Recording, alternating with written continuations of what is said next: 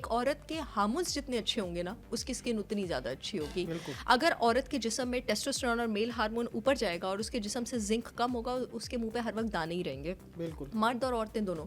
अगर आपके खाने में जंक फूड इंक्लूडेड है, शुगर इंक्लूडेड है, रिफाइंड कार्ब्स इंक्लूडेड है, वेजिटेबल ऑयल्स इंक्लूडेड है, आपके मुंह पे हर वक्त दाने रहेंगे। सबसे पहले तो आप अपने आप को अंदर से क्लेंस करने की कोशिश करें। मैं इतना हैरान होती हूँ, मैं देखती हूँ पेशेंट्स मेरे पास आती हैं, इतने महंगे महंगे फेशियल्स और सब कुछ कराएंगी और वेटिंग रूम में बाहर हाथ में डोनट पकड़ा होगा। आप पहले उन रिफाइंड कार्ब्स और शुगर्स को तो जिस्म से निकालें। देखिए जी, ये जो आप शुगर और रिफाइंड कार्ब्स लेती हैं, इसके जो स्टार्चेस होते हैं, ये जो आपकी स्किन की प्रोटीन होती है कोलेजन, इसके साथ जाके एक एडक्ट बना लेते हैं, उसको कहते हैं AGE, advance glycation end product. ये एडवांस ग्लाइकेशन एंड प्रोडक्ट इंतहाई इन्फ्लेमेटरी है। ये आपके चेहरे की तो वो करता ही है, इन्फ्लेमेशन करता ही है, नहीं करता ही है। ये फिर आपके ब्लड में, आपकी ब्लड वेसल्स में भी क्लॉग होता है, वहाँ पे भी आपको blood pressure, stroke, heart disease, cholesterol, ये सारे आपके पास प्रॉब्लम्स करता है।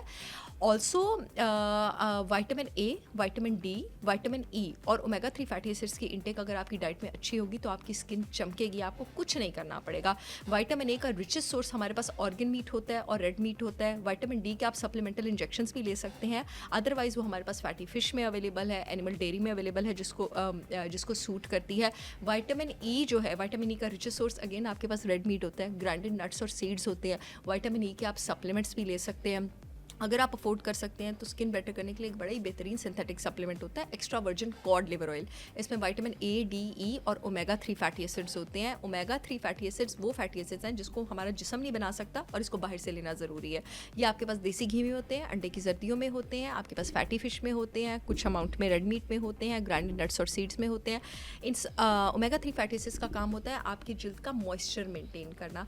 जिस इंसान के जिस्म में ओमेगा 3 फैटी एसिड्स अच्छे नहीं होते, उसकी स्किन ड्राई और क्रैकी होती है, उसकी बालों की भी जो होते हैं ना, एक टिपिकल सी स्केली सी अपीयरेंस होती है। ओमेगा 3 फैटी एसिड्स आई हेल्थ और हार्ट हेल्थ और ब्रेन में इन्फ्लेमेशन कम करने के लिए भी बहुत अच्छे हैं। जैसे ही प्रेग्नेंट खवातीन पहली प्रेगनेंसी अपना पूरा मुकम्मल करती हैं तो उनके चेहरे पे ना स्याहियां बन जाती हैं, वो ब्लड की कमी की वजह से, ठीक है, और किसी भी वजह से वो बेचारी सारी जिंदगी अपने चेहरे पे उन्हीं नक्शों के साथ रहती हैं।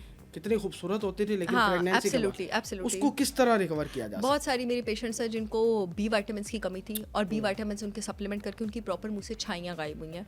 मोस्टली आपके पास छाइयाँ जो जिन लोगों के चेहरे पे पड़ी होती हैं वो जिंक की कमी से जैन पड़ी होती हैं। और B कॉम्प्लेक्स आपके पास 8 विटामिन्स का एक कॉम्बिनेशन होता है, B1, B2, B3, B5, B6, B7, B9, B12, ठीक है।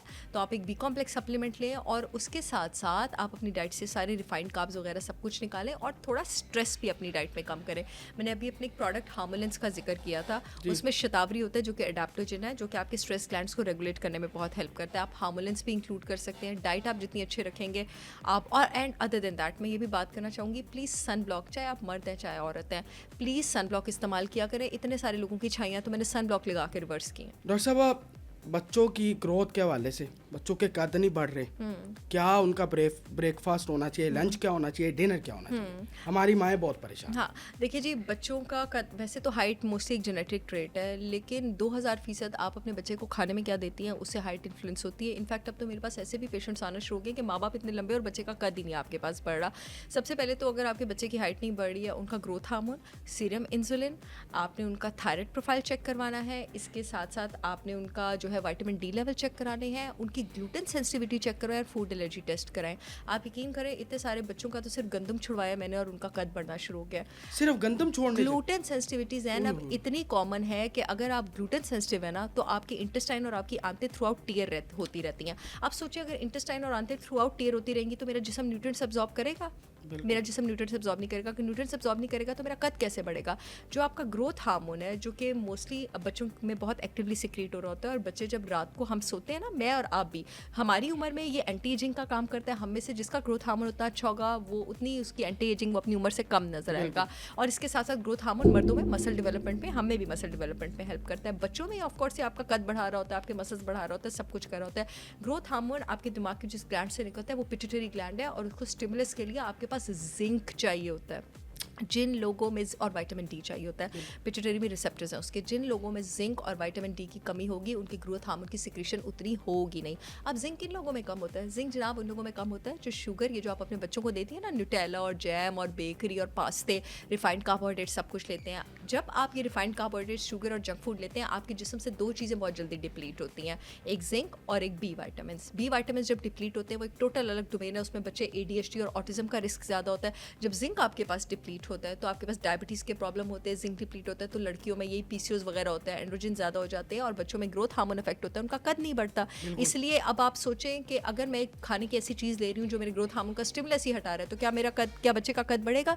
इतनी आप बड़ी बड़ी गलतियाँ करें, कद नहीं बढ़ेगा। फिर सीरम इंसुलिन कराना इतनी इसलिए ज़रूरी होता है कि मोस्टली मैंने अपनी प्रैक्टिस में ये रिलेशन देखा है कि जिन बच्चों का ग्रोथ हार्मोन कम होता है उनका इंसुलिन भी हमेशा ज़्यादा होता है। आप कनेक्शन समझ रहे हैं? जंक फूड खा रहे हैं, इंसुलिन ज़्यादा है, जिंक भी निकल रहा है, ग्रोथ हार्मोन भी कम है। इन चीज़ों को फिर हम किस तरह से ठीक करते हैं? और अगेन ग्लूटेन सेंसिटिविटी भी मैंने बात की, तो अपने बच्चों को ठोस और खालिस ग़िज़ा दें उनको। जैसे मैंने बताया अपने नाश्ते का भी मैंने जिक्र किया, चैंपियंस ब्रेकफास्ट दें, आप मल्टीग्रेन आटे दें उनको, आप उनको गोश्त दें, आप उनको अंडे की जर्दियाँ दें, अपने बच्चों को ऑर्गन मीट्स की आदत डालें। अल्लाह ताला ने न्यूट्रिएंट्स का ख़जाना ऑर्गन मीट्स में बचाया हुआ है जो कि ना माएँ खुद खाती हैं, कहेंगी मैं तो नहीं ये खाती, मैं तो नहीं बड़ा गोश्त खाती। ना आप सेहतमंद है ना आपका बच्चा सेहतमंद होगा, क्योंकि बच्चे ज़ाहिर है माँ को कॉपी करते हैं। अब मैं अक्सर देखती हूँ बच्चे ऑफिस में आते हैं, मैं भी रेड मीट नहीं खाती, मेरा बच्चा भी रेड मीट नहीं खाता। आपकी भी इम्यूनिटी और IQ कम है और बच्चे का भी आप इम्यूनिटी और IQ कम करेंगे, सो डोंट डू दैट। जी कमाल सही है, बच्चों को तो खिलाएं कम से कम। चलो आप तो नहीं खा रही। अच्छा, मोबाइल का इस्तेमाल बच्चों को बहुत ज़्यादा करवा दिए, कार्टून से लगा के दे दिए, स्क्रीन टाइम कितना होना चाहिए? देखिए जी, बच्चे का तो स्क्रीन टाइम होना ही नहीं चाहिए। बच्चे को क्या लगे स्क्रीन के साथ, क्या लगे? अभी मेरे पास पेशेंट्स आती है, मुझे कहती हैं कि डॉक्टर साहब आपकी मेमोरी और आपका हाफ्ज़ा इतना ज़्यादा। मैंने कहा जी अल्लाह का शुक्र है कि हमारे टाइम में वो नहीं था, स्क्रीन नहीं थी और ये सारी चीज़ें नहीं थी, और अगर होती भी तो मेरी अम्मी बहुत सख्त थी, 2 थप्पड़ लगाती थी, ज़रा भी इधर उधर होते थे हम तो ये तो सारा माओ का है कि वो नस्म सब्त है और ये सब कुछ मेंटेन करें। देखिए माओ के हाथ में भी तो हर वक्त मोबाइल होता है। अब चाहे मुझे जितना भी बैकलैश मिले इस पोस्ट पे, लेकिन जब माँ काहिल होगी, सुस्त होगी, अपने दिन के घंटे अपने बच्चे के डिसिप्लिन पे नहीं लगाना चाहेगी, एफर्ट नहीं डालना चाहेगी। देखिए अगर माँ और बाप दोनों वर्किंग है फिर तो दोनों की जिम्मेदारी है, लेकिन अगर बाप वर्किंग है तो वो बेचारा पूरा दिन बाहर भी खपे और घर आके बच्चे के साथ भी कुछ तो संभालें, आप कुछ तो करें, ठीक है ना? जो वर्किंग मदर्स नहीं है फिर आप घर में बैठ के अपनी पूरी एनर्जी उसी तरह जॉब की तरह अपने बच्चे को दें, ठीक है? जब देखिए जहन में मान नहीं सकती, जब माँ बच्चे को एंगेज करके रखेगी डिफरेंट प्रोडक्टिव एक्टिविटीज़ में स्कूल के बाद, उसको मत ही नहीं रहेगी कि वो स्क्रीन पकड़े।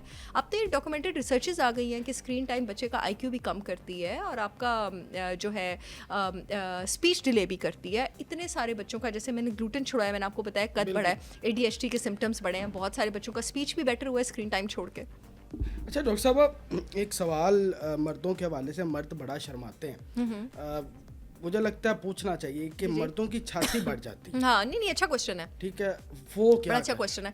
नहीं ज़ैनी बहुत अच्छा क्वेश्चन है। इस कंडीशन को गायनेकोमेस्टिया कहते हैं, ठीक है? और गायनेकोमेस्टिया आपके पास मोस्टली उन मर्दों में होता है जिनमें आपके पास मेल हार्मोन टेस्टोस्टेरोन कम होता है और एस्ट्रोजन ज़्यादा हो जाता है। ये मैंने वही जो जीनो एस्ट्रोजन और टॉक्सिक एस्ट्रोजन की बात की थी, और ये मोस्टली उन मर्दों में होता है। जैन अगर इनका आप सीरम इंसुलिन लेवल करा लें तो इनके इंसुलिन लेवल्स भी ऊपर होंगे, तो इंसुलिन लेवल्स को रेगुलेट करके, कंट्रोल करके, लिवर को डिटॉक्स करके, और फिर कुछ ऐसी हर्ब्स भी हम इंक्लूड करते हैं जो टेस्टोस्टेरोन लेवल्स ऊपर लेके जाएं। जैसे मेरा एक प्रोडक्ट सुपरमैन पाउडर भी है। सुपरमैन पाउडर में शिलाजीत, मक्का रूट और ट्रैवलिस टेरेस्ट्रिस मैंने इंक्लूड किया हुआ है।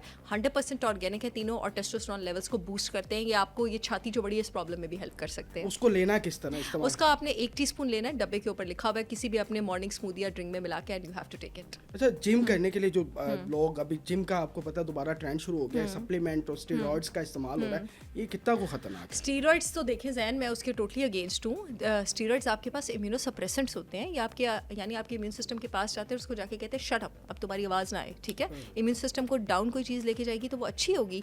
ये ऑटोइम्यून डिजीज़ में स्टेरॉइड क्यों दिया जाता है? ऑटोइम्यून डिजीज़ में इम्यून सिस्टम हाइपर एक्टिव हुआ होता है ना, अपनी अगेंस्ट